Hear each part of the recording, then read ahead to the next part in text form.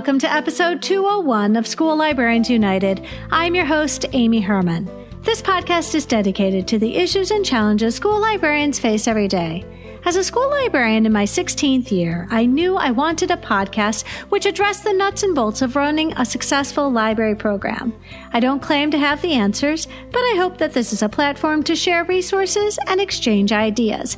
Now is a perfect time to mention that all the ideas and opinions expressed in this podcast by myself, my interview guests, and listeners who reach out to the podcast are our own and do not reflect those of our school districts. When incorporating research, I always make sure to cite my sources. So whether you are a novice or a veteran school librarian, this podcast has something for you. Before we dive into today's topic, I wanted to give a huge shout out to my state organization, Michigan Association of School Librarians. I just spent 3 glorious days in Ann Arbor at our annual state conference. I am incredibly grateful to everyone on the conference committee because I had absolutely nothing to do with the planning and the organization of this amazing conference. And friends, I know many of you have been part of planning your state conference, but just to give us an idea, we have so many people working on these conference committees all year long to make this happen. We have an AV coordinator, awards coordinator, a chairperson, a conference online person who is in charge of making sure that everything is there. We've got a database manager, an evaluation manager, an executive secretary, exhibits, people who are in charge of the headquarters, organizing the local authors, all of our retired school librarians and their organization. We have somebody in charge of marketing, a newcomers event, our online and on-site registration, our past presidents organization, as well as the past presidents luncheon, the pre-conference chair, the pre-conference co-chair, the president, the printed program, the program coordinator, somebody in charge of the registration desk, the roundtables, the sketches coordinator, the secretary, the special events auction, as well as the special events welcome reception, the treasurer, the volunteer coordinator, and the webmaster. Something that made this conference especially fun is that Tom Bober presented at our afternoon workshop on primary sources in the school library, maximizing engagement, analysis, and learning. Friends, if you ever have an opportunity to bring Tom to your conference, I highly recommend it. I also wanted to give a very special thank you to Dr. Marcia Martis, Professor of Information Science and Associate Dean for Research at Florida State University, who gave the closing keynote. Dr. Martis was one of my favorite professors when I was in library school at Wayne State University, and I can't tell you how much it meant to me to know that she had attended our conference and was able to see so many of her former students as school librarians. I'm now excited to bring to you some of the Michigan school librarians right now as we were recording at the conference. Hi, Amy. I'm Todd. I teach in a 5th, 6th grade library, and it's actually 2 separate libraries. So each sublocation is a different library, and we do holds all day long back and forth. Next year, they're building a brand new school for us in Novi Meadows, and my biggest problem is how we're going to marry this 2 collections into one, but it's a good problem to have. You know, and I've merged collections before, and you do recognize how lucky you are to have that. It's truly an opportunity, not a challenge. It is truly an opportunity, and we're blessed. Wow. And you know what? I got to say, you still are going to be overseeing this brand new space. You've got to be excited. Very excited. Very excited.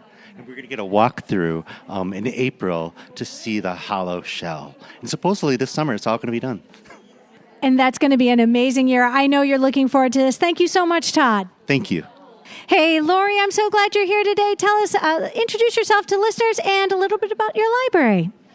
I am the media coordinator for the K-8 libraries in the Lansing School District. My libraries are anything from K3 to 4-7. I've got a couple that are K7s, K6s, and a K8 with many different languages and magnet focuses. So I'm just dying to know, do you have any pro tips on how to keep all of this organized? Because it sounds like you're juggling a lot right now. My biggest tip is to take it one step at a time and take notes. Okay, well then somebody's going to say, what do you take notes on? Are you a Spiral Notebook fan? Are you a Google Keep person? I mean, how are you doing this so that you may use it in the future? So I'm a person who looks like a colorer. I have a notebook. Each school gets its own color, and each content area within the school has a different color Post-it note for me. Oh, that is a great tip.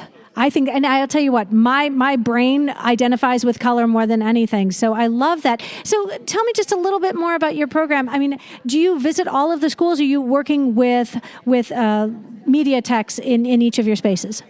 Currently, we have teachers teacher librarians or techs who are seeking alternate certs for teaching education. We have 3 ND endorsed certified librarians in our positions. We share buildings. We are hoping to expand over the next 5 years to 1 librarian in a school, but we're not there yet. Right now, we are still hiring. Well, it sounds like a work in progress. It absolutely is, and we're excited about it. Thanks so much. I appreciate it. You're welcome. Thank you. Hi, my name is Michael Pihody. I'm the librarian at Carlson High School in Gibraltar, Michigan, co-host of the Pass the Mic podcast, do our own little podcast, and that's what I'm here to talk about. My video productions teacher needed a place to house a second podcast studio. I had a conference room that was never being used. It was a match made in heaven. We have students coming up all the time, making their own podcasts. Our journalism teacher asked me to teach our students how to do it, and it's their favorite unit so far of the year. And when I saw this as a option to come talk to you, I thought it was amazing, so I had to come share my story. Well, and so let me ask, is this part of your library, or is it apart from your library, or do you move and relocate to work with these students? It's right in our library. We had 2 conference rooms built into our library, and we did a redesign a few years ago, so all new furniture. It's nice, and we keep one as a conference room where students can work and get together and collaborate, and then the second one, it was perfectly open space, has a door you can shut, and the video production teacher says, I have this money for a second unit, I have nowhere to put it, so I'm like, I'll take care of it for you up here, and it's worked great. So I'm curious, this program that your students are recording, this podcast, tell us a little bit about how often do they post, and is it possible that our listeners could listen to it? I don't know if anything is like a public show yet. I know like the video production students come down and they'll be up there a couple days a week, and I think they're just using it for units in their classroom. The journalism class, the same thing. I think they've been sort of closed units, but I think down the road the plan is to start like once they find out where their best talents are to do maybe like a full show. I love that. Michael, thank you so much for sharing with us today. Thank you very much. Friends, I'm so excited. Joy, you've joined us today. And I got to tell you, listeners, if you haven't heard Joy's episode, Adulting 101, if you're a high school librarian, an absolutely essential listen. And after we recorded, Joy, didn't you get a state recognition because of all the things you've been doing in your high school? I did. I was voted for the Model School Library of the 1920 school year. Oh, fantastic. And so, friends, again, Adulting 101 is a fantastic program that everybody should consider implementing on some level. So, Joy, tell us a little bit about your library and what you'd like to share with us today. Okay. So I work at Everett High School Library in Lansing, Michigan. We are a very diverse population, and one of our most popular books right now is Who to F Are You by Huda Fahmy. Our girls love it, especially our hijabis who want to see someone like them in a book that they're reading. Great graphic novel for middle and high school grades. Fantastic. I really appreciate it. Have a great conference. Friends, I'm so excited. Tanya, I am so grateful that you have decided to join the conversation today. Tell us a little bit about yourself and your library. Hi, I'm Tanya. I work at Kalamazoo Central in Kalamazoo, Michigan. So I've been there probably 7 years, including during COVID. And probably the one thing I want to talk about is my goal this year. It's mainly having to do with social media. I have not been very social on my Instagram page. I also now have a TikTok page. So I have some of my book club members working on that and we did some videos at the beginning of the year, but then I just kind of seem to back off from it when I don't have time and, life gets in the way and have to do everything else. So that's my goal, is to just really try to up my social media so that I'm there, do more book talks on it. And my kids think it's funny that I'm almost 50 years old and want to be on TikTok, but they think it's great, but yet also thinks it's corny and funny. So. But don't you agree that channeling that energy is a really positive way to use their creative arts and also give them some ownership over some of the messaging that comes out of your space? Right. Yes. They did a video where they went around to my entire library and said, and this is where this is, and this is where this is, and have you seen this? And, it was kind of really funny. And the kid that did it, he just thought, no one's ever going to watch this. And, and they got some views, and then people started sharing it and hashtagging it. And so, yes, they really do take that ownership, and it enables people to see it that obviously don't go into my library every day. Well, good on you for meeting your audience where they are. Thank you. Today we're talking with Scott. Scott, tell us a little bit about yourself and the library you teach in.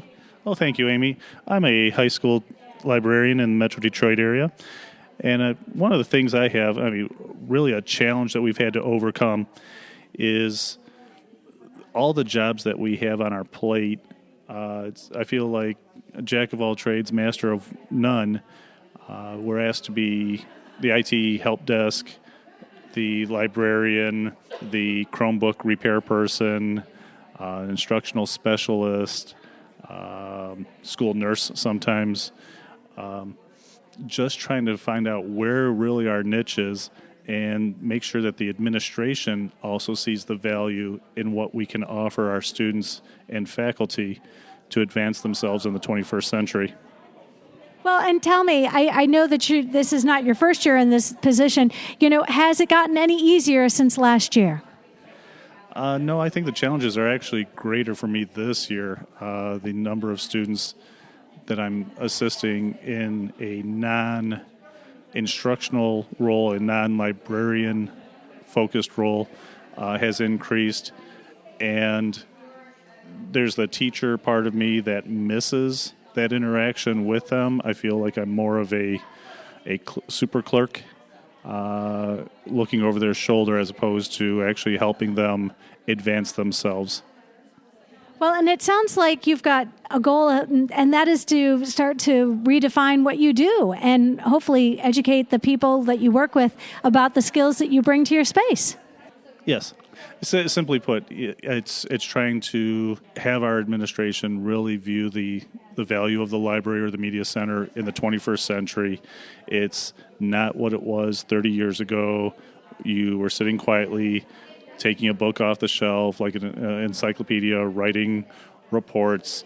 They have to understand the dynamics that are in there and allow us to get to the point where we can serve our populations. I know your students are in good hands. Scott, have a great conference. Thank you, Amy. Friends, we've got a frequent flyer to the podcast today. It's Patrick Taylor, and Patrick has been with us twice. His first episode was Balancing Act because he was in school and also working as a school librarian, and his second episode was Jack of All Trades. Fantastic episodes. I highly recommend. Patrick, it is so good to see you. It's awesome to see you too. Tell us a little bit about your teaching situation now. So I'm still the district librarian, so I'm still covering 6 buildings and running all over the place all the time. And I'm still doing the ESL bilingual education piece, which we talked about in the Jack of All Trades episode. So it's crazy busy all the time, but I like it. I like staying busy and never a dull moment. And what do you want to share with listeners today? I have 2 main goals this year, and one is to hire a second librarian, which we've been trying to do for a year and a half. So please come work with me if you're listening, because I'm fun. And the other thing that I want to do is I want to take an old computer lab in the high school and repurpose it into a broadcasting studio to restore that program that we used to have, but haven't had since the teacher retired.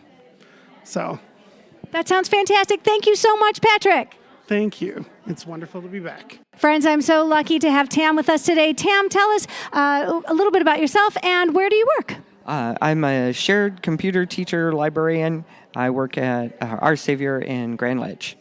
Fantastic. And what do you want to share with listeners today? Well, I was thinking about classroom management, and I think one of the things that I work best, of course, being in the library, is I whisper, and they all stop and look to figure out what you're saying. And it really catches their attention. It works better than yelling. For me, I have to remember that we got to use our indoor voices. So absolutely. Thank you so much. You're very welcome. Have a great day. Hey, friends, we are so lucky. Harry Koffel is joining us today, and he has been on the show 3 times, and I'm sure he will be visiting us again in the future. But Harry, tell us a little bit about your space and what you want to share with us today. So I teach at Godfrey Lee Public Schools. This is my 5th year. And interesting, you were asking about series books as we were getting ready. I don't have a series of books that's popular, but my high school kids have rediscovered Stephen King this year. So I have actually spent a good portion of my budget purchasing multiple copies of every single Stephen King book in both English and Spanish. And I took his latest book, Fairy Tale, out for myself because I get to read it before everybody else does. That's a great librarian benefit. Harry, I am so grateful you came, because I got to tell you, my pro tip is, friends, your Friends of the Library bookstores oftentimes have those Stephen King paperbacks for like a quarter, and if you tell them you're a librarian, they'll just give them to you. So Harry, thank you so much for joining us today. You're welcome. Enjoy reading. Hey friends, today we're talking with Erica. Erica, you and I have been conference buddies for many years. Friends, I'm just going to say right now, Erica was so nice. One year she made me a superhero cape, and I was so excited. I wore it and kept it in my office, and it's always nice to be reminded that we're superheroes. Erica, thank you so much for being on the podcast. Well, thank you, Amy. Today I want to talk about the things that I borrow from the REMC organization, specifically from my local REMC at the Muskegon Area Intermediate School District. And Andy Mann works there, and he has a bunch of ed tech tools that we can borrow. And he has specifically MetaQuests, which are VR headsets. He has 15 of them, which is amazing because they're really expensive. I want to get them for my school, but we can't afford them. So being able to drive to the ISD to pick them up is a really cool thing. So I drive over there, and it's a 50-pound big tub that I grab, and I put it in my car, and I bring it to school, and then I will work with, what classes have I worked with? Physics class. I have worked with computer science, 8th grade STEM, and anatomy classes where we do specific apps that he has loaded on there, and it's just an amazing time. The kids love it. I've also worked with special ed students. We did a job simulator, and we had a teacher tell us there was a student that was absent repeatedly all the time, but the days that we did the VR, he was there every day, lickety-split, on the spot. So things like that make it easy to collaborate with teachers, and we've borrowed some other things from him too, but that's the thing that makes, I love that because it's a great way to collaborate. So. Well, and for listeners outside of Michigan, can you give us an idea? Tell us a little bit about this organization that you're borrowing from, because a lot of states have similar solutions, but they might have different names for them. Oh, okay. Well, it's really the local ISD that I borrow them from. So it's an intermediate school district, and they have a lot of resources. What they do is they provide services for all subjects, and I work with the ed tech specialist the most, and it's kind of like a library of materials. He has 3D printers you can borrow. He has Kiva blanks, Bloxy, all kinds of different things. They actually added on to the ISD, so they have this big warehouse where he keeps all of this equipment. And he just has a form that you fill out, and you borrow it. You go over, you pick it up, and I'm lucky because we're only about 5 miles away from the ISD, but there are schools that our ISD services that are 2 counties away, and they'll still borrow stuff. You just have to find somebody that can fit it in their schedule to come pick it up. Well, and fantastic. I love using resources that we have access to, but we don't always think about it. Thank you so much for coming today. Thank you, Amy. Melissa, thank you for joining the podcast today. Tell us about yourself and your library. Hi, I am a high school librarian, and one of my goals this year was to try to get more students in our library. So I set up independent maker stations, and that included Kivo planks, Legos, adult coloring. I have chess sets and board games and puzzles, and it makes students feel more welcome and invited into the space, and they've really utilized all of the different little stations that we have set up. Kids love it, and they're coming in during lunch and before and after school and using it, and then I get to hook them with books too, so it's really worked out very well. I love that. So I have a question. Have you had any additional suggestions, students coming to you and saying, hey, I know something else you should have it at your passive programming? Yes. They want more board games. One of those is Jenga, which I haven't decided if we're going to add, but probably. Uno has been something that has also been asked for. The coloring was a huge hit. They've also asked for more crafty things like that, so like duct tape. So I thought that would be fun. I might invest in some colorful duct tape to get students going on that, and maybe books that will give them ideas for projects. But anything that they can do with their hands, I feel like is, definitely needed. I'm gonna throw in origami as well. So, Melissa, thank you so much for joining us today. Thank you. Michael, welcome, and please share with us. Tell us a little bit about yourself and where do you work? Hi, I'm a librarian at Defer Elementary School in the Grosse Pointe Public School System. This is my second year. I just started my second year of being a librarian there, and I like it very much. I have one strategy that seemed to have really changed the library a little bit, and the kids love it. I have a mailbox. It's called the Imagination Mailbox, and it's, of course, dragon related. And the kids can write letters to any book character in the library, and they get a book character letter back. So I love the letters. I love reading them. The benefit for me as my first year was that I had to research every single book character to see what book and where they come from, because they don't necessarily tell me. So I learn a lot of names of characters. I learn a lot of new titles that way. I learn what the kids are reading. And then I write them a book or letter back in the name of the character, and they love it so much that I can't hand out the letters at the beginning of the class because it's too disruptive. So we have to wait till they're walking out the door and then hand them their letters. And they just love it. And sometimes I put little links in there to more information for them, or fan clubs or different things like that for them. So I get a chance to use some of my tech skills through these letters. Well, and forgive me, but I think your teachers are going to be very appreciative, because I know letter writing is a skill that is taught as early as first grade. I sometimes get letters from first graders, and I actually had to buy some books because they asked specifically for the books that they wrote to me. So it's nice that you're not only getting to know your students, but you're also getting your teachers on board. Yeah, the teachers are starting to notice it too, because the kids are very excited when they get their letters. And the writing, I've received 800 letters so far, and just a hair over actually in exactly 12 months. I started in October, and by the end of October, I had over 800 letters that I responded to. I was going to say, because I know you don't have 800 students. Nope. I have several that have regular running dialogues with others, so I keep my database of all the letters, and I can go back and search their name and see what they've written to their characters so that we can pick up right where they left off, and they think it's positively magical. Genius. Thank you so much, Michael. I appreciate it. All right. Thank you very much.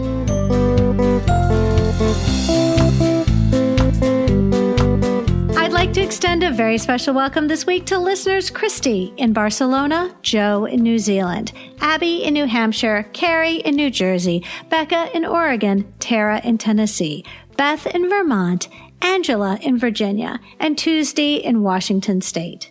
I welcome you and all listeners to reach out with your feedback and episode suggestions. You can reach me either on Facebook. On Twitter, my handle is @LMS_United, or the email address schoollibrariansunited@gmail.com. If you include your mailing address, I'll be sure to send you a podcast sticker. And now a word from our official sponsor, Capstone. Capstone is an innovative publisher and education technology provider of children's content for school libraries, classrooms, and at-home learning. Home of the award-winning PebbleGo research database, Capstone has a passion for creating inspired learning and intellectual curiosity in children, and I am so excited to be working with them.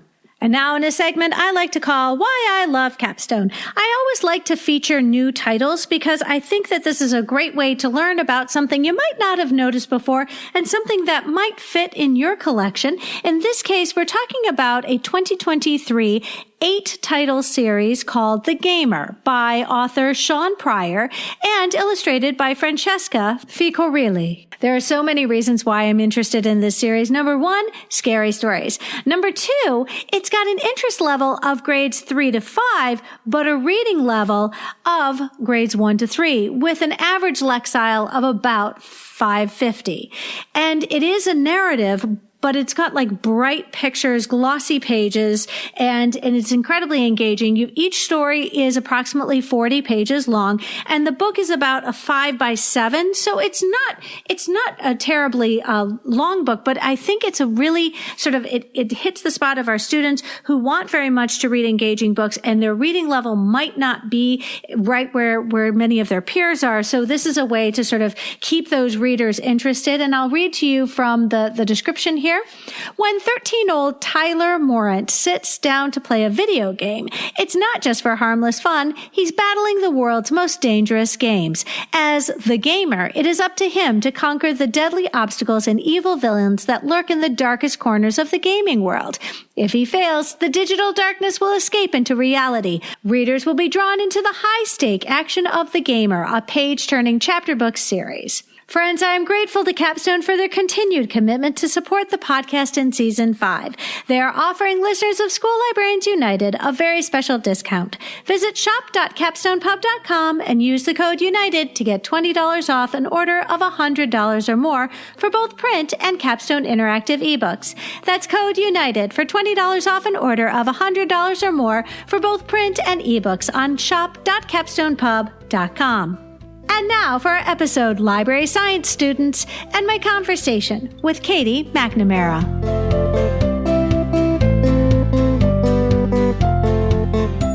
Katie McNamara, welcome to the podcast. Thank you so much for having me. This is great. We've been trying to do this for quite a while, actually. We have. You know, our paths have crossed frequently on social media over the years, but we had an opportunity actually to work together in February of 2021. I think that's right. When you were the president of the California School Library Association, and you invited me to speak at your virtual conference. And you said yes. It was fabulous. So that's when, the world got turned upside down, all that jazz. And I'm like, okay, no big deal. I've done virtual conferences before virtual conferencing was cool. Now I'm going to leverage it and get my extra awesome because traditionally, you probably wouldn't get the release time, get the support, get the money, blah, blah, blah. But oh, heck yeah, Amy, want to jump on a Zoom and share your awesome with folks in California? So it was fabulous. Well, and I thought the solution one of the many solutions you had was it was over 2 weekends, wasn't it? Yeah, we did a spread out for intentionally just because at that time people were also feeling a lot of disconnect. So we embedded socials and some different things to happen throughout and just have those embedded breaks. So being aware too of internet fatigue as well, taking all that into account. You'll still have people that I don't know what you're talking about. Let me just stay looking at the screen all day long. But when you're doing a conference or any event with more than one person, they have different opinions about your approach. So just trying to really make it work for the various individuals. Well, I got to tell you, I got bragging rights that month because I got to tell people that I was speaking at a conference in California.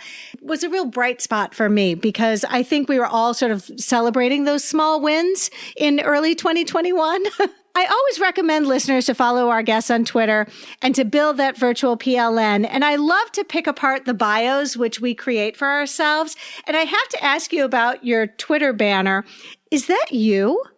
No, and I'm real excited that you think it is because I'm like, who are these children's mother? Both my boys look so much like dad, and then my boys look just like each other. But no, that's actually my youngest son in a rare moment where he's actually reading a book of his own choosing when he wants to. So yes, I said that. My children do not just get excited about reading books. Yeah, I wish there was a picture out there of me reading as a child, and I'm going to guarantee you it was my swim team pictures. I was roller skating, but I probably was not sitting there with a book, and an adult probably didn't take a picture of me. So I was just really impressed. So, you also included in your bio that you are the FPU director. I have to know because somebody knows what that is, but I don't. Well, we only get so many characters. So FPU is Fresno Pacific University, so one of the universities out in California. And I happen to also be the director of our teacher librarian credential program. Oh, that is so cool. So wait, explain to me a little bit more about your role because this is I did not expect this. So tell me a little bit about what you do and when do you find time to do that? Yeah, so I just do awesome all day long and I bend time so I can juggle all the things. Got it. So I'm really grateful. I would not be able to do this if the program was not 100% online. So there's some realities there. And there are times where someone wants me to be on campus and I'm like, I'm sorry, but respectfully, no, I'm not driving 4+ hours for a 30-minute conversation. Like we can figure these things out. And I really like dug my heels in with that. Like, no, if this is what you want me to do, and actually the job description was kind of rewritten so I could do it because I don't have a PhD and I really don't see a reason to spend all that money and the time. But yes, it's a clinical program. I am knowledgeable. I know what's going on. I'm active in the field. So it all does work. So I oversee the program and the direction of it, helping making sure that we're current and our baby librarians are getting the good stuff too as they go through the program. And I teach a few of the classes. So I love it. I've got my foot like in all the worlds just a little bit. So I'm able to sometimes just share exactly what I'm doing with my library scientists, with my graduate students, and sometimes the assignment's almost the same. Well, and forgive me, but, library school was a long time ago for me, but I remember having a special affinity for the people I worked with who were in the trenches. I had the utmost respect for people who spent their days working in the school library and then in the evenings or on the weekends became my instructor to help me get that dream job. So, the fact that they were in the trenches doing that job day in and day out gave them the kind of credibility that I really just felt I really connected with them. So that's some of my bragging with the program too. All the instructors are in K-12 library fields during the day. So when we're looking at revamping different assignments or whatnot, yes, we know what needs to change because we're living it in the moment. And sometimes, like even this last week, someone's like, well, can you let me know what's coming up? Like cursory, but we just had an issue. So I know I need to update this thing right now, or different items will happen in the media that I'm like, oh wait, I was going to use that organization and now I can't. So I have to like pivot real quickly. But if I wasn't, working in the trenches and being aware online, I wouldn't know those things. And so then my students also wouldn't know. Right. Well, and I think it's just an incredibly authentic experience for them to watch you juggle this in live time as well. You have a pinned tweet. I never do this, but you have a pinned tweet and it says, listening with your ears, audiobook to pages conversion table. Friends, I encourage you to take a look at this. It tells me so much about you that you made this your pinned tweet. And I, as an audiobook fan, I get so defensive about it when people look at me sideways when I say that's how I read. Well, yes, and that's the problem. Like, no one gets to look at you sideways. So reading with your ears is a legit skill, and it is, in fact, reading. Now, can you necessarily learn to read if you're only reading with your ears? Well, no, but once you have those base skills down too, all of us know our reading preferences. So whether that is print books, if it is ebooks, which I can't handle ebooks. Like I'll have people ask me to do like a review for them. Oh, here's my ebook. Like, sorry, like not happening. I am one of those people. I'm a very, very slow reader, and I share that with my students, and it helps take the pressure off a little bit, because when we have that conversation, does the rate of your reading impact how smart you are? And sadly, some of the reading tests that happen in elementary school, that is the message, that fluency is how fast can you read. Like, well, no, fluency is actually like prosody, and that's a whole different thing. But having those conversations that slow readers aren't ignorant, it doesn't impact your comprehension, any of that. And personally, like I could spend 30 minutes reading 10 pages. And so now I'm really cranky because I only read 10 pages. I had to be still because I was holding a book. I didn't get to move, and I had a book tell me I was stupid. And I know that doesn't make any sense, but in the moment, that's how I feel. Like, oh my gosh, how am I going to get through this thing? And then I can shift though to reading with my ears, and I can get through a book a week very, very easily. And I'm still moving. I'm getting in my steps, or I'm cooking dinner. I'm taking care of my dog. I'm traveling. I'm doing this and this and this. I know I'm not the only one. Like, have you ever sped up YouTube videos? And sometimes we're like in conversations with people, even if we love them, we're like, okay, come on. So what's next? Oh, yes, just finish the thought. Come on. Those are warning signs too that you would love reading with your ears, because there is that speed up button. Like, you can have them talk faster. And I tell my kids too, if you're one of those people that like fidgets, or like your parents are like getting onto you to be still, like, I'm sorry, your parents are wrong, but don't tell them that, because then that's a different issue. But if you're fidgeting a lot, then yes, reading with your ears would be so good for you. You can go ahead and take care of things. But I'm also like real with it. Some people that do better reading with their ears, they can't move and they want to sit still and just like that yoga Zen moment at the end of class, which I can't do. I think they want you to be still and like flood into the floor for 5 minutes. Like, no, I can't do that. But some people, that's their jam. So just being aware of the options too, and not doing any reading shaming. Like, I don't care like what the content is, how it comes out. Are you getting yourself immersed with other people's ideas?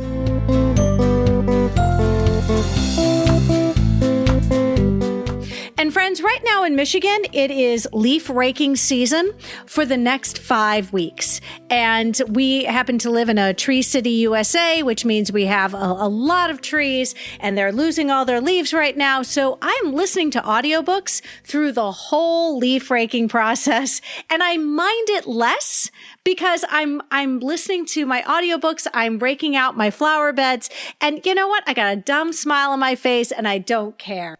Okay, so that's amazing. And then just another piece with that conversion, because it's not so much just like valuing the reading with your ears. Some teachers still want people to track their reading. And so that's why I went ahead, because I love math too. Like, I love all the things. I think that's like a criteria to become a teacher librarian. But I went ahead and I did the research myself. It didn't already exist. And so that's why I have the preface that this is with YA books. I looked at popular books at various different lengths and converted to their page numbers and different speakers, listening to the various narrators, and then using all of that data and then throwing out your outliers to do the average. So that page conversion thing is math behind the scenes. I'm glad you told me that, because I was like, oh, I wonder how she figured that out. Now I know. All right. You know, Katie, I have wanted to have you on the podcast for more than a year now, and we have the perfect opportunity.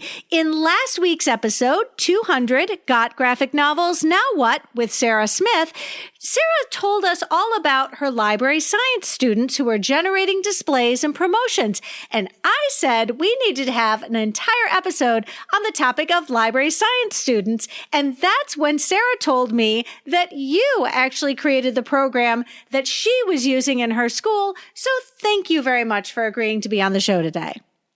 Yes, I love being able to teach library science still, because that's my one little niche of those students that I have every single day. And I was actually a little hesitant to transition to the library at first, because I had done various consultant work and whatnot, and I knew that I loved it, but I always missed like that group of students that you get to see grow because of that everyday interaction. So yeah, that little library science stuff on the side on top of everything else is nice.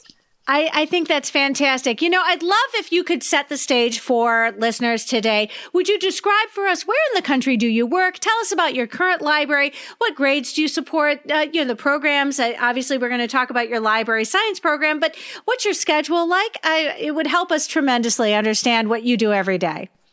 I would love to understand what I do every day.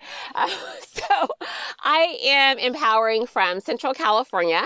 So it's a really interesting area as far as just socioeconomics, even families with the level of their education. In fact, there's articles that come out letting women know if you're wanting to marry someone that has a degree, you should move, basically. Yes, that's the area that we're at in Central California. It's a very different spot, and there's a lot of ag, so we have a lot of farming and whatnot, which is fabulous. I love that part of it. My day is reading from high school library, so 9th through 12th grade. I've got around 2,400 students, and I am by myself. I don't have any adult assistants. Yeah, just letting that sink in, because I had a few rough moments today. So doing everything that we do with the library bit, as far as like teaching other classes, but I can't do push-ins because I don't have assistant, and I have library science. So I have students assigned to me through all the periods of the day that I'm instructing. And then after that, like we talked about earlier, I am the program director for Fresno Pacific University, and answering questions, educating, running all of those things with that program. Yeah, because that's not quite enough. I serve on a few different boards because, literacy and all that jazz is important. So even though I'm on more than one board, like I'm on my local Q board, my message tends to be the same about focusing with the importance of access and information, media literacy, all of that stuff. It really doesn't matter what circle I'm in. That's tends to come up at one point. Even in math, media literacy is so critical there. Have you seen some of these graphs out there? Oh my goodness. For those of us who are not in California, tell us what Q is. So Q stands for Computer Using Educators, and that was what it was at the beginning. And now we're like, well, that's every teacher. So they've talked about trying to figure out what else can plug into that. So it is the California ISTE affiliate. That helps tremendously. So, am I correct that this library science program is a more formalized program than, say, a volunteer program? Do you provide grades and credit for graduation? Okay, so yes, all of those things. So I train my students, first off, if anyone calls you an aide, you stop them. Oh my gosh, if you were just a teacher's aide, things would be so much easier for you, easier for me. We work way too hard. Do you go into math class and they call you a math aide? No. Okay, so same thing. It's a college prep class, and I am that person that takes it seriously if my class is labeled college prep. And I know they don't do this, but I think about this. If university is looking at the transcript and they see my name on it, are they going to discount the class? Or are they going to know oh, yeah, this teacher taught library science. Yes, this grade is showing demonstration of knowledge and learning. And that's really important because I imagine that your students, when they finish a program with you, you're not only do you have this amazingly unique thing on their transcript, but they have an adult who is not a family member who can write them an outstanding letter of recommendation. So yes, I do get that request quite often to write letters of recommendation, but they also really enjoy what's going on. And I warn them beforehand, there's a mini interview, not to not allow them into the class, more so they know what's going on, because there's sometimes even the counselors will say, yeah, you just get to help out Mrs. McNamara and you can read. No, honey, I'm so sorry. We'll do some of that, but you're also going to do these other things as well. Do you still think you want to be in the class? And some of them don't, because they did want that easier thing. And I'm totally fine. No shade from me. We're just being real. If you want easy class, that's somewhere else, though. Just so you know, and you can make your choices. But a lot of them will still come in and volunteer before school, after school, their lunch. So then not only do they have this amazing course on their transcript, they have this volunteer thing. And I'm people love to see volunteer if it's church or library or animal shelters. Those are the top 3 things, and bam, you got this. Well, and I imagine that this is, and I'm sure this will come up in our conversation, but when students work in a setting like the school library, you are sort of working on building a lot of those soft skills that our students would need to work at, say, a first job, and have that opportunity to really sort of move out of the student realm and become something more of a staff member who works with you and has responsibilities. And those are the kinds of things you want to see in those employees when they get hired for their first job. Definitely. So we work on resumes as well, which we'll be using that in Canva here in a couple of weeks, actually. But customer service, merchandising, ordering, signage, training, and there's a lot more, but those are big ones that transfer to pretty much every job. Well, and forgive me, but I've noticed that when it comes to building our students' speaking skills, their ability to communicate as opposed to, say, texting or messaging exchanges with their friends, I have noticed that is something that my students are very reluctant to speak when the alternative is, oh, well, I can just text my friends. And you have to talk if you're doing customer service. So we go through what can you say when a person is turning in a book? What do you say when they're checking it out? How do you have those little conversation moments when you like have no idea what they're interested in or what the book is about? Could we still say, oh, this cover looks interesting. Like, oh, I noticed this. Oh, do you want to read the next book? Oh, what made you think about picking this book? So we can just like make up those little things to engage in that conversation. And once you have that sentence, now the other person feels like you care, even though you're like, I have no idea what I'm talking about. I'm just doing what my teacher told me to do. But we have those conversations too. Once you engage with someone, like, yeah, you just made their day. Maybe they're the only person that spoke to that individual.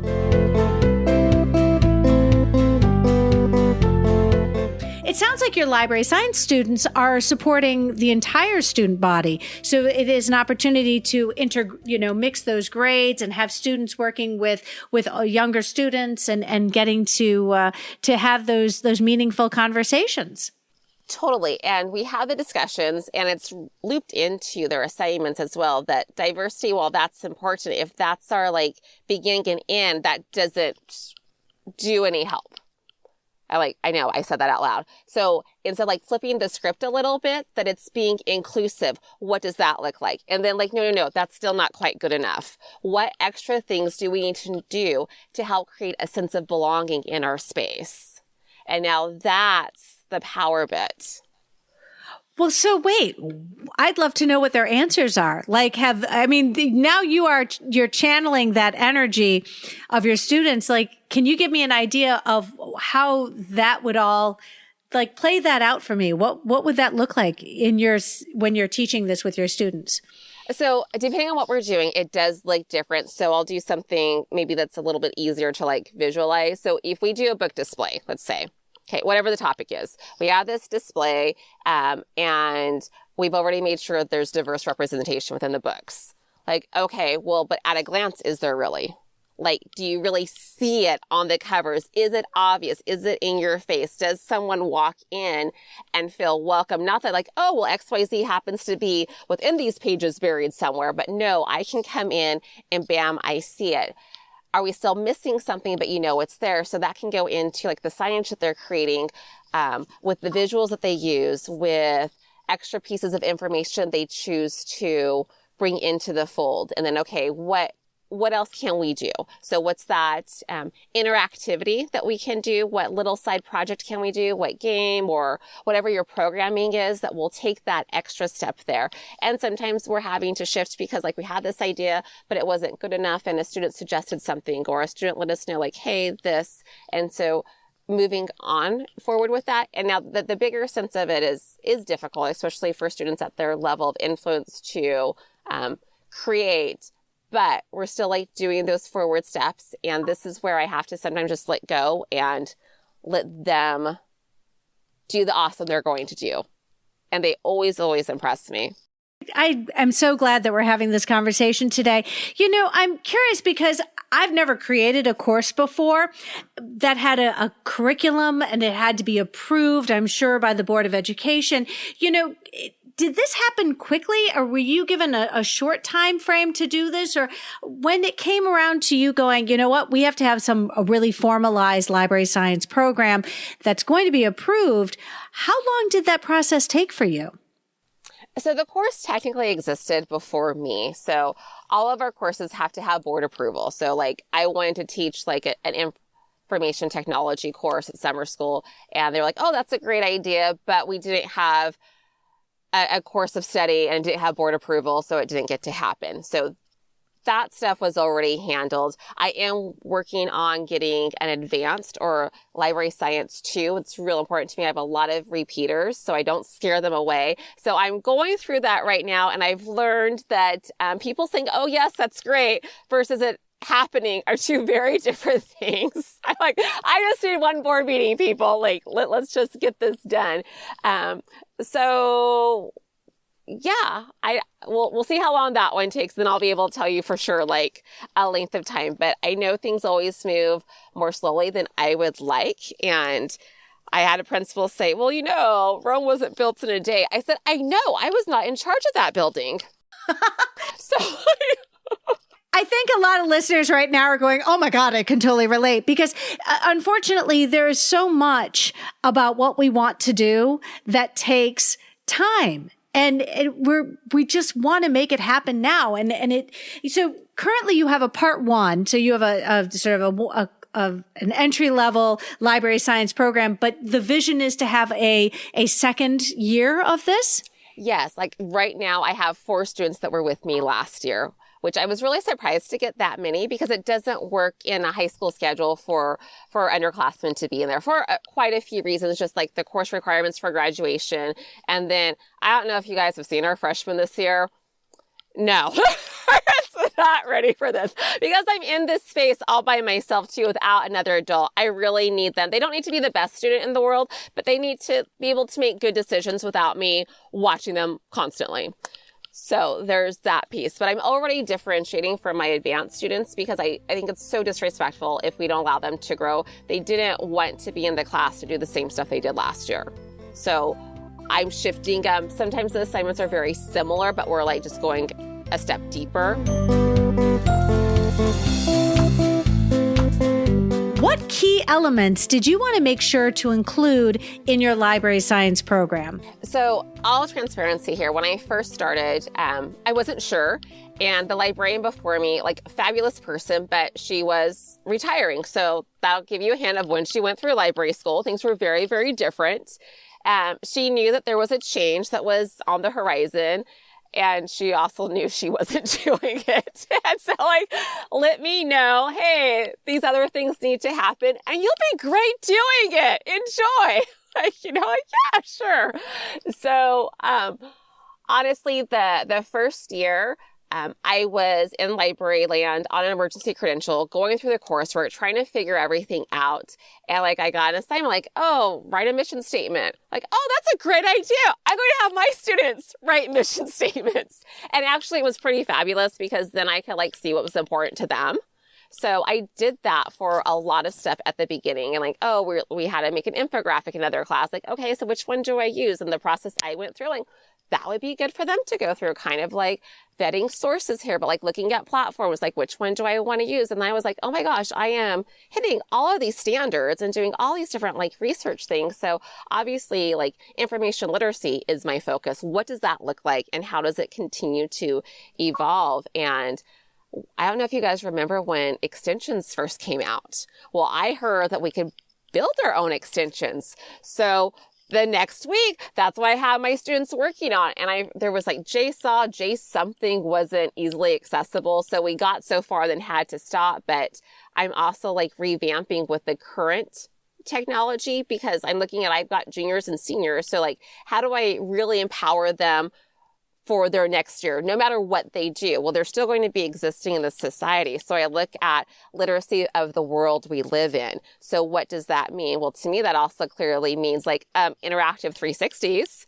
So of course, we're going to create virtual reality spaces that have that interactivity. Of course, we're going to create memes because that's being thrown at them all the time. And I'm a very, very firm believer that if you create it, you're deconstructing it. So now once I know how to make something, that thing can no longer control me as it once did. Wow. And I'm sure that there are a couple students going, this is not what I expected at all, but I'm here for it. Oh, yeah. They have a blast. With that meme, I have a wakelet called What Does It Mean? And the students are researching whatever they want because I honestly don't care. I make them do the citation. Again, don't care what the topic is because I'm looking at citation. And then they make 3 memes showing me what they learned. And they have a blast. But how many research skills did they really go through? And piece of cake for me. Oh, I love that. Again, it sounds like your students are learning so much and becoming more and more invested in the space that they're going to be working in. And this becomes important to them. Have you found a way to successfully connect your students' skills and interests with the needs of your space? Yes. So they have to reflect a lot of the needs of the student body.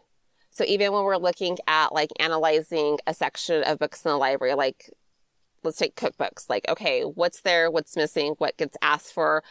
And then beyond that, what do our students care about? Because even if I jump to the other side of town to a different zip code, the cooking happening in those households and the food in those households' cupboards is very different than the students we're currently serving. So they're having to really be reflective and think deep about that. You've mentioned that this is a program that is only eligible for upperclassmen. And why? Because I think that that's so important. But, I was wondering, is there a semester option for your students, or this is sort of and I guess that the bigger question is, do your students have 7 classes a day? I don't know how your classes are configured. At our school, we do happen to have 6 periods a day. The students roll through them. The course is a year-long course. Do I sometimes get people at semester? Yes. So with my seniors, I really, really run them through the ringer because, they graduate early. There's all this stuff. I've got to do training. And I'm like, okay, you're worthless for the first few weeks. Like, they got to understand that. And they usually get it because it's like, if they got a job at Taco Bell, same thing, you go through training. You can't really do stuff until you've got these basics down. So I have a training module basically like, okay, you've got to do these things, not to be mean. And if you really want to be in this class, start it now and do it what you can at home or after school with me. And then you're still responsible for these assignments. So I need you to do this. And then if you do that willingly, then yes, I want you.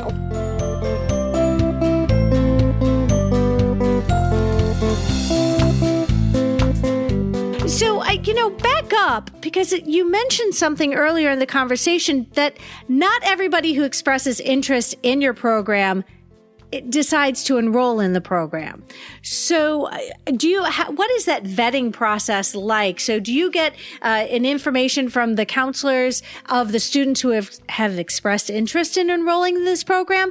Because it sounds like you can't, I'm wondering, numerically speaking, how many of these students do you have in each class? Okay. So ideally in the class, I would have around 4. Sometimes I think that is my cap.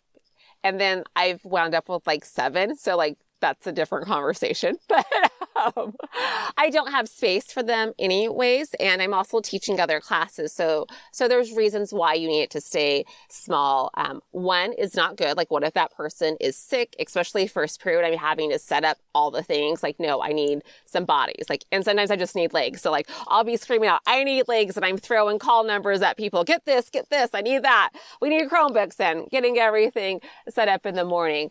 But so keeping those numbers small is important. And then as far as grabbing my kiddos, so similar to music programs where you're looking at who you want to be in those advanced classes next year, but I'm looking at maybe I only had them for 1 year. So looking at students' engagement already, what have they shown? And I'm looking for students that have this affiliation to technology. They seem to be excited about learning new things, are engaged with others, have these different quirks sometimes even about them. If someone's showing signs of, OCD, I'm like, oh yes, I want you. There's all these different skills. And so I'll start just having conversations with them oh, I think you should be in library science and walk away. Well, now they're like, okay, what are you talking about? What's this? What is it? Do I want it? Oh, yes, you do. And so I'll have those conversations and have the mini interview just to where they can see what is happening in the class. And then I can tell if they're interested, and I get that list of names together and send it off to the counselors. And sometimes it works, sometimes it doesn't. Sometimes those students are opting to go into our ROC program, which is half day at another school where they're learning welding or whatnot. And so it doesn't work with their schedule, but definitely keeping an eye out for those students that will help make the library that safe space for everyone. I think it's easy to assume that all of your library science students are readers. And I'm sure that that's not the case, but it would be interesting to see how their reader identity is reflected in the types of things that they do when they're in your program. So it's very interesting, similar to my son. All of my students are also not avid readers. So when we're doing book trailers or whatnot, a few of them do struggle. One of my darlings that is with me again this year, Last year, it took me like a quarter and a half before I got her into a book that she liked. And, she's having to read for another class. And so I'm like, you could just like have the same book count for both of us. It'll be fabulous. It's easy, blah, blah, blah. Well, nope. And she just struggled all her high school years. Middle school didn't really read anything either. I got her hooked with books in verse. And she just burns through them. And she is so excited and bragging to everyone else. I had another student who finally started reading because of the audiobooks, and it was telling everyone, like, I didn't even have to make a poster, like, just because of him, like, everyone was getting into an audiobook. He was telling them how to do it. Oh, this is what you should do. He'd whip out his phone and start showing them how to get into the app. Yes, like, awesome. Those are things that just happen because of being invested, not in my program, but being invested in the student as an individual. You mentioned something about novels in verse, and I am convinced that if teachers sort of used the novels in verse and then paired it with the audiobook and because oftentimes they're read by the authors, and it is so powerful. I'll be honest, I've listened to novels in verse and I didn't know they were novels in verse. And I was like, wow, why is this book only like 3 hours long? And then I realized, oh, wait. This is a novel in verse. And I only knew that because I had the book on my shelf. I picked it up. I was like, oh my gosh. So the students were reading it and I leaned over. I said, that book only takes like 3 hours to read. And they look at me like, you're crazy, lady. And I was like, no, actually, I've listened to the audiobook. And if you're not scrolling Instagram or watching YouTube at the same time, you can actually read that book in about 3 hours. And they look at you like, what? And I was like, yeah, see, if you just read the book and not have all those distractions or all those things that you're also trying to do when you're supposed to be reading your book. And, but no, I love novels in verse, but I found that because I listen to them in audiobook form, for me, I fly through them. And it's a really fantastic way to enjoy my books. I know that you've been a librarian for quite some time. Can you tell me, over the years, how has this program evolved? So one of the main ways it's evolved is just like being aware of what's happening in the world and helping with that and seeing needs that we have for our students. So like digging into tough topics and what that looks like on our campus, dealing with the fact that boys have emotions and those are valid too. Looking into things like that and like, okay, how can we help get that message across from our space in the library when it's something that we know our school needs, but it's not happening in a traditional classroom setting. So again, just keeping a pulse on things and really honestly, selfishly watching like what my boys are going through as they were progressing through high school and whatnot, what extra thing would have been helpful for them. So whether it was a book or some passive programming, maybe that could have been the thing that like really connected for them to just help them realize that who they are is totally okay.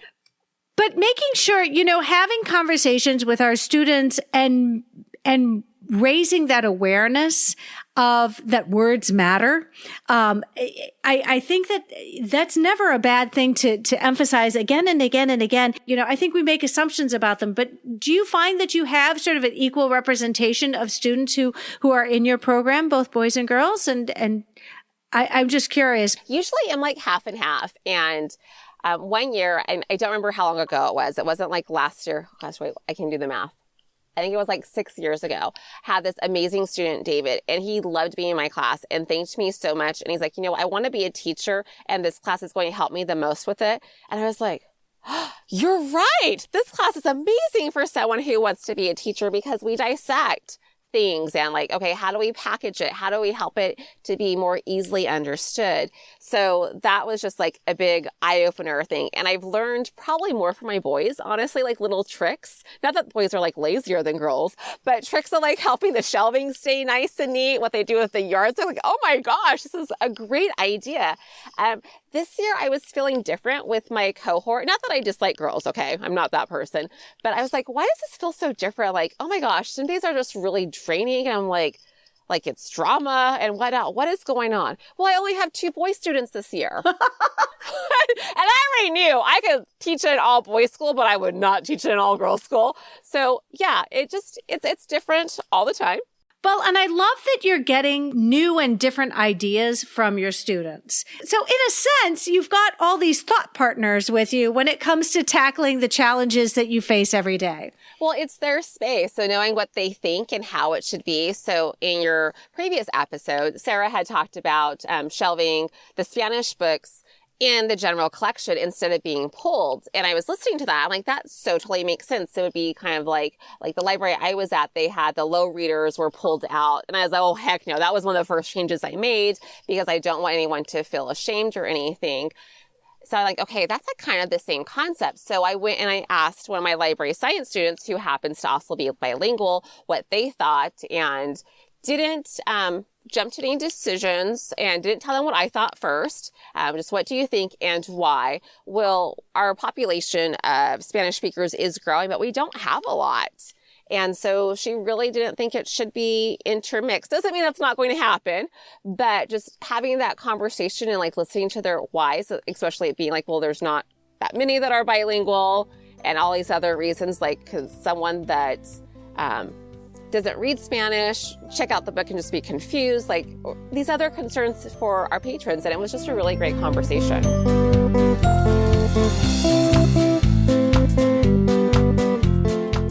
Wow. You know, I'd love to hear, could you share with us, tell us what is something that your students are working on that you're really excited about? Okay, so right now, we're working on a tech carnival. Okay, we're going to need more than that. So there's nope, now you have to tell us what that is.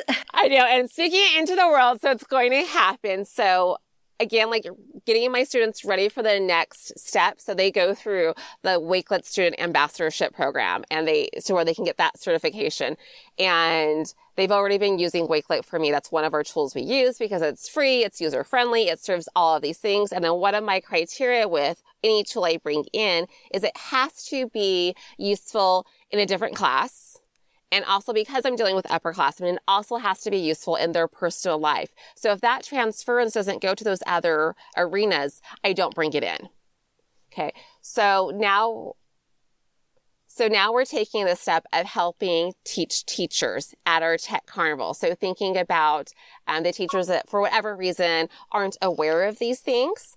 And then also we have tons and tons of new teachers, probably like a lot of us do. So we have now this talent gap that's happening unintentionally. Like there's not even enough teachers to like team up one-on-one and to pair them up because like the new teachers are outnumbering the veteran teachers, which it just is a situation we're in right now. So our main free apps happen to be Wakelet, Canva, and Flip. So we're working through those things of what we can make that look like for the teachers. We've done a lot of work with each of those, starting with even like the mood board concept in Canva, so that now everything that they create, they're working on personal branding. So like, yes, we made this design in Wakelet. So now how do you also add your personal brand to it? We've got collaborative decks with these videos they made. Like, okay, how do I know that's yours? Where are your colors? Like what's going on? So bringing into that other maybe soft skill about branding, but like it's a really big life skill. So working on those three, and then my district happens to pay for Pear Deck for everyone. So we're going to bring that in as well. And my students, it's just going to be like at a carnival where there's different games. You pick which booth you go to and hang out there as long as you want. That's what we're going to do. Have these stations where my students are going through what the app does, some little basics about it, why to use it. Here's some examples. Here's some stuff I've made. Here's what you can do. Here's like what I made for my personal life. So we just talked about how like, okay, I'm planning a vacation trip. What app can help me plan this vacation with my friend? And so looking at all of that stuff. And of course there will be popcorn because we called it a carnival. So like one of our first steps was getting ready for our signage. So doing that mood board concept in Canva, like they've already got used to. Some of them are already making mood boards for their friends and different events they've already had without me saying anything. So that's the extra layer of empowering there as well. Back it up just a second. This Tech Carnival is an opportunity for your library science students to showcase their understanding of a tech tool, in this case, Canva, Flip, or Pear Deck, and also Wakelet. And their audience are the teachers. You're having it's like an ed tech conference. Yes. Oh my gosh. Oh, that's fantastic. I love that. So I think that what that does is really give the students an opportunity to shine and become the teacher. I mean, that added layer of authenticity when you create something that now isn't just being, given a grade, but it's going to be used and enjoyed by the teachers, many of whom I'm sure recognize their students going, oh, hey, what are you going to teach me today?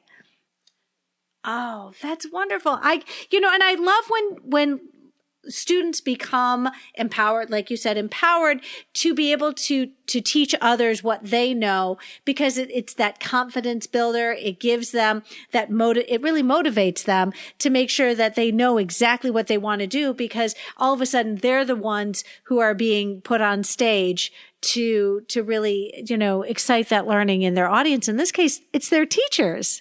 You put a bunch of things in our show notes, and I'm going to be perfectly honest, this is great. Would you give listeners an idea of what are some of the resources that you put in your show notes for us, please? Yeah, I wasn't sure what we wanted, so if something else pops up, I have no problem sharing more.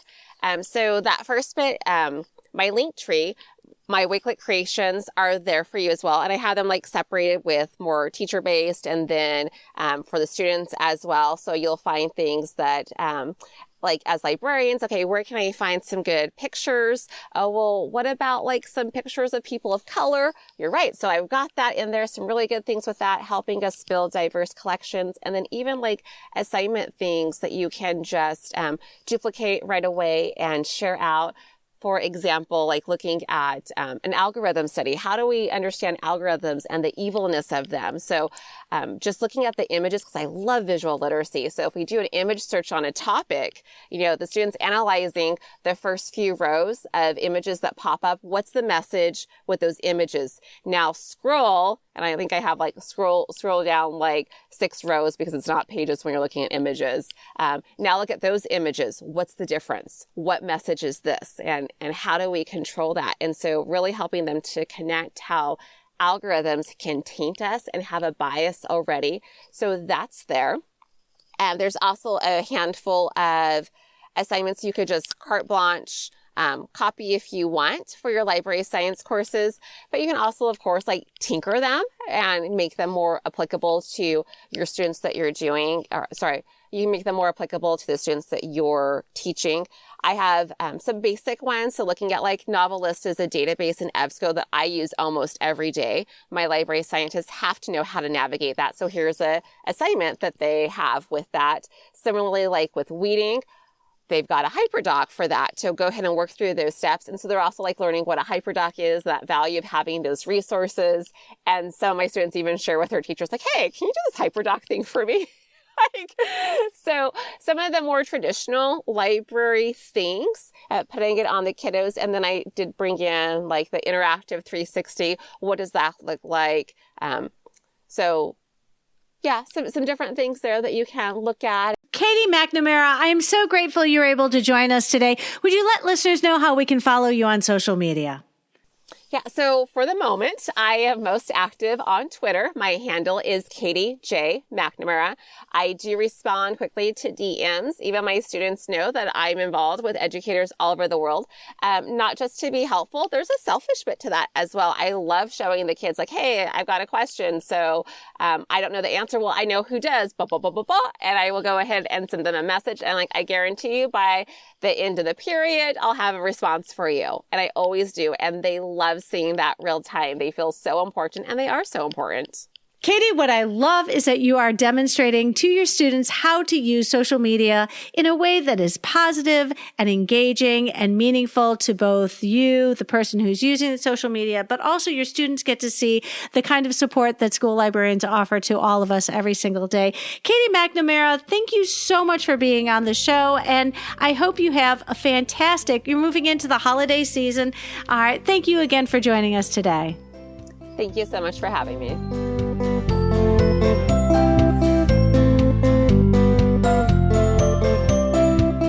I'm so grateful Katie McNamara was able to join the podcast today, especially because it ties in so nicely with episode 200 and Sarah Smith's Got Graphic Novels?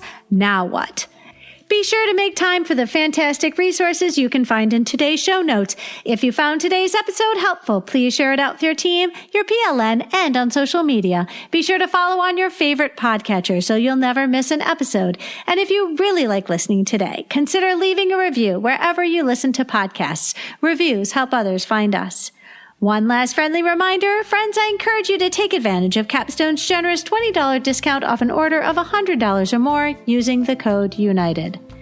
The topic of our next episode will be renovations, experts chime in, and my conversations with 8 school librarians. I hope you will tune in.